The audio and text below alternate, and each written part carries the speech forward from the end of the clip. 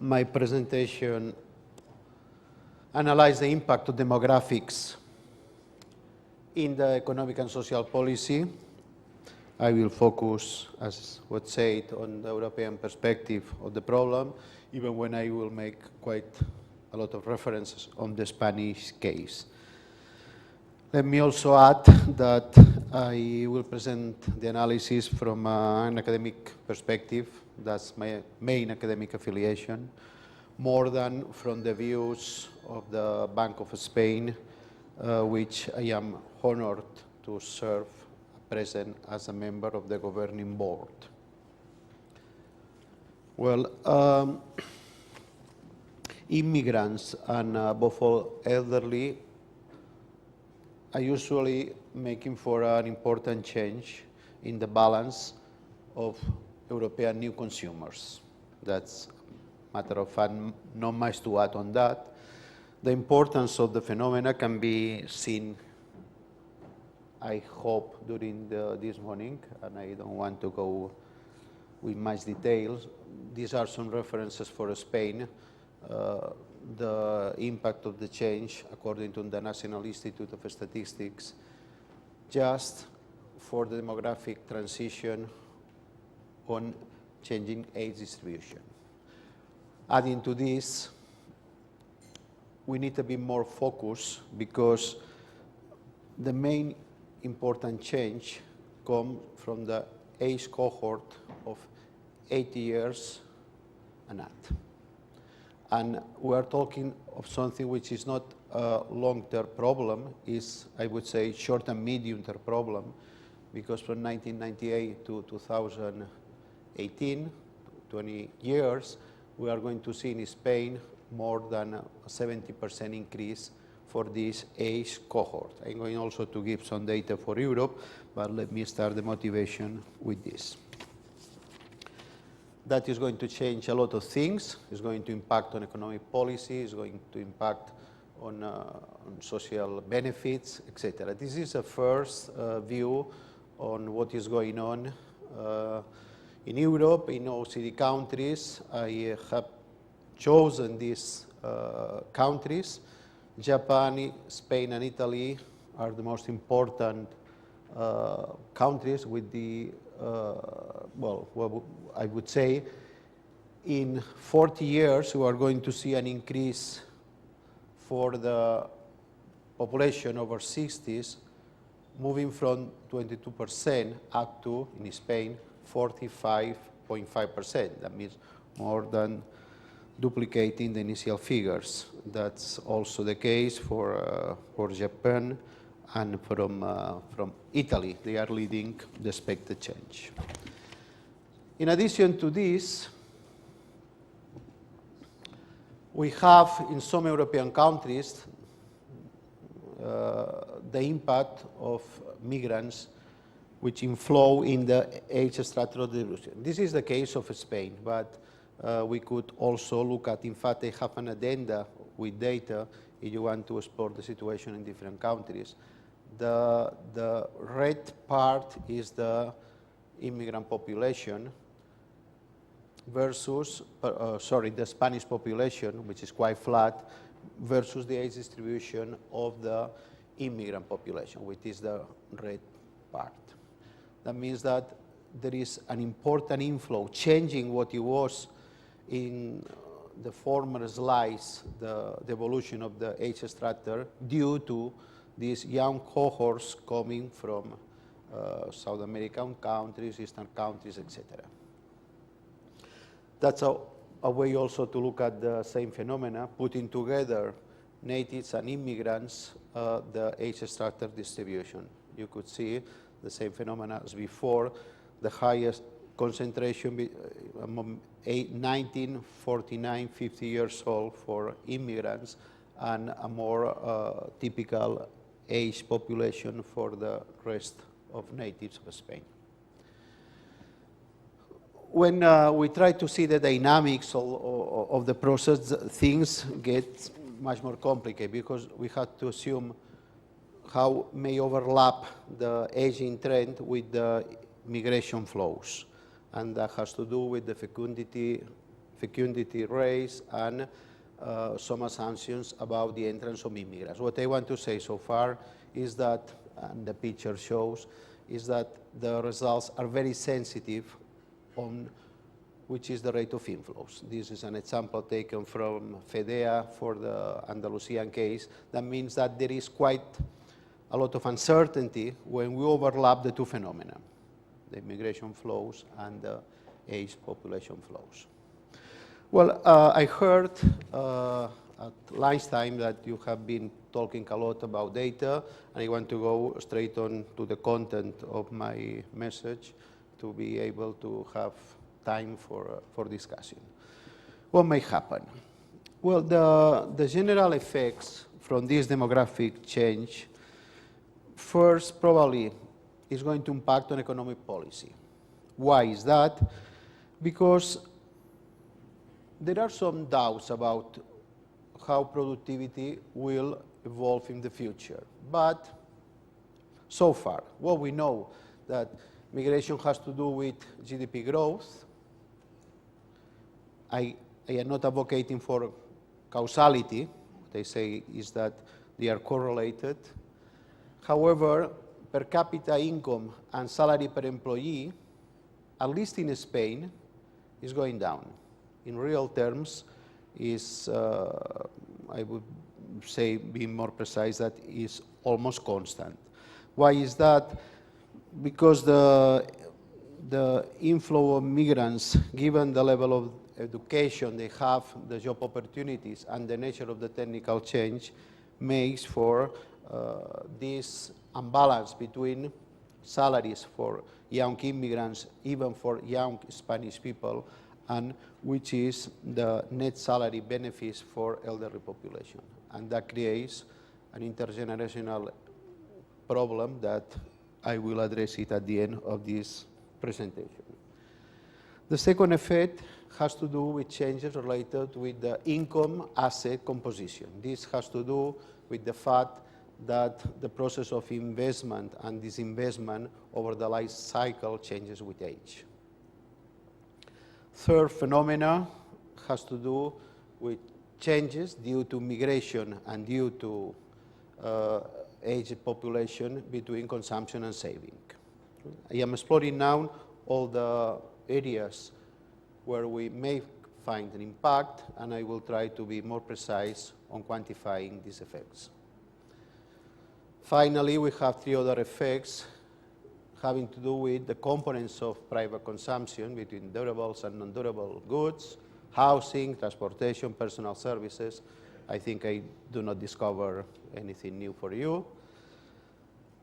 Fifth, there is an area of analysis which has to do with the mix of public-private consumption and the role of social networks. This has to do in Mediterranean countries with families as a way of pooling income in the same houses, and also for immigrants, the networks from their ethnics they belong. And finally, the last area of analysis is the impact on savings, capital formation, and still on money transfers. What we know? We know so far that's the typical life cycle consumption, debt, savings for individuals according to age, that the first stage we have net borrowing, and the final stage we have this savings, the final stage of life. We used to assume that the income grows over time, but as I say before, this may have to do with productivity. It's not just the absolute rate of GDP is per capita income, what is important here. I'm not sure you can see very much about this, but this is the changes in the expected structure of private consumption that OECD has calculated, has estimated for Spain from 2005 to 2050. Okay, the share of private consumption in some items are going to decrease, and in some other are going to increase. I mean, we have a quite important variance in the patterns of consumption as OECD forecast. And finally, on the profiles of productivity, we don't have very data on that, but according to age, what we know is that the fits for any of the progression of productivity according to age has to do quite a lot with the sectorial composition of the economy. Okay, that means that over time, that's the x-axis, what we see as for some economies here, we're understanding the analysis for France and Germany, there is a flat part. It depends on the fit. And the fit, the geometrical fit, have to do with the sectorial composition of the economies. That means it's very difficult to give a pattern which may be constant across the different European countries. The occupancy rates by age and countries also creates some caveats about how the economy may move, according basically what it happens in Spain in comparison with the rest of countries. Okay, the employment ratio by age group, comparing the last available figures for 2002 or 2003. And the last point I mentioned on the importance of productivity with regard to education is also seen in this picture where we see Spain. Oops, sorry. We see Spain in this part. That means the relative level of education of already employed people is above average for the age cohort of active population. I mean, we cannot expect very much of this phenomenon for the Spanish case, but in some other countries, look at the European countries, there is quite a lot to win improving education and improving productivity, if we believe in this sort of aggregate macroeconomic analysis. Let me give you a broad picture of areas before quantifying details on the impacts of the demographic change on social policy. I have picked up some areas. Probably there are some others, but I think these are the more significant ones. This demographic change is going to impact on public current budgets, housing policies, pensions, long-term care, health care, and other social services. That's a very important impact. That this is quite easy to quantify. The European Union has recently published a paper on the details of this impact of aging population for all these areas of public policy. The second one is much more difficult, is the dynamic impact, the crowding out effect that the type, the nature of the public policies related to age may create on the other programs if we want to keep in the European Union balanced budgets. Okay? If you don't want to create deficits, you don't want to issue debt, what we may observe here is a crowding out effect from public policies moving close to the age problems, affecting other public policy. For instance, for youngsters, what we call in colloquial terms in Spain, mileuristas, people earning no more than 1,000 euros per month. The third area of analysis is to check what may happen if we solve the imbalance from increased public policies related to age, issuing debt. Okay? This is something that I will quantify in a moment. Effects on the public debt if it increases as a way to finance the gap. The fourth area, it would be to close the gap, not by issuing debt, but by increasing the tax burden, increasing taxation to be able to collect enough revenues to finance the new programs related with aging population. A fifth area of analysis that is more qualitative, what may happen with the rate of dependence of the new groups of population, migration, immigration, and an elderly population from public benefits. Okay? And finally, as I commented before, how all this will impact in what we could consider at the social European level an equitable intergenerational balance between the income ratio from workers to non-workers population over time. Okay? Just a slide on some public choice comments.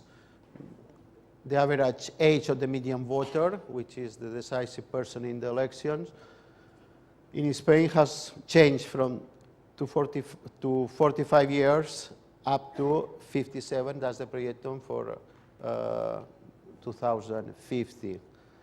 That may change also a bit if the new immigrants get the right to vote.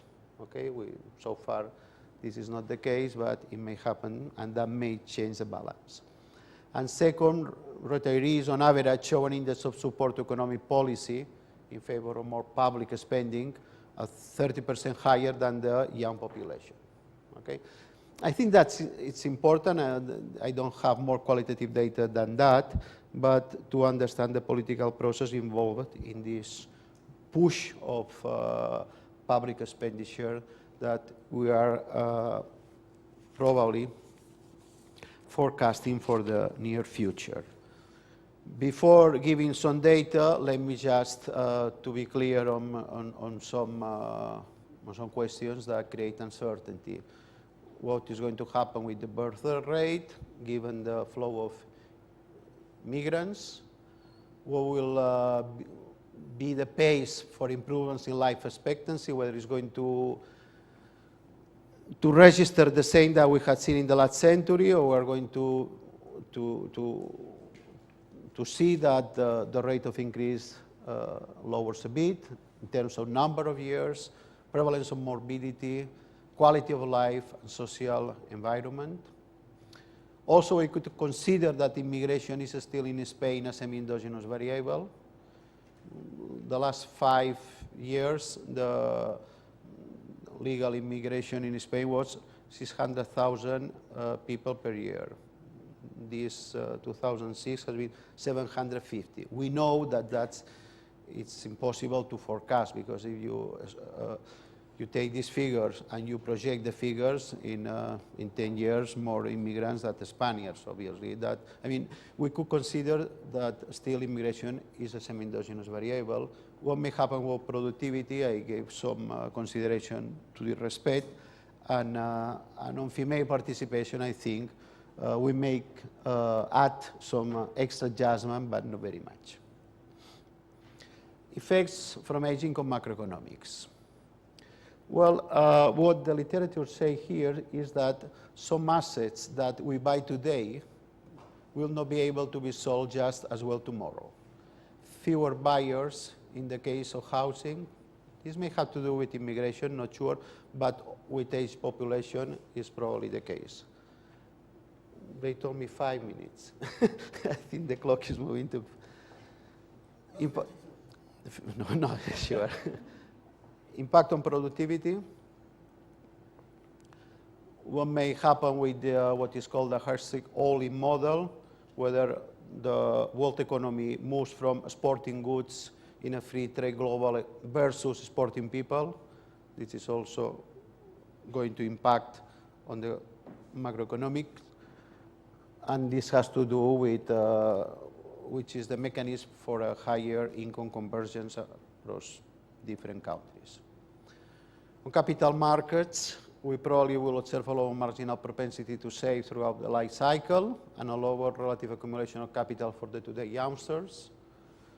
The potential of mobilization of assets through this investment, reverse mortgage, and annuities probably will impact due to increased liquidity on the rate of interest. And that's the data we have from the OECD countries, and increasing the percentage of the population between 65 and 90 years, all has a negative impact on the interest rate, more than 5 times higher than an increase in the participation of population between 25 and 59. Most of evidence on capital markets would go for decreasing pressure for interest rates.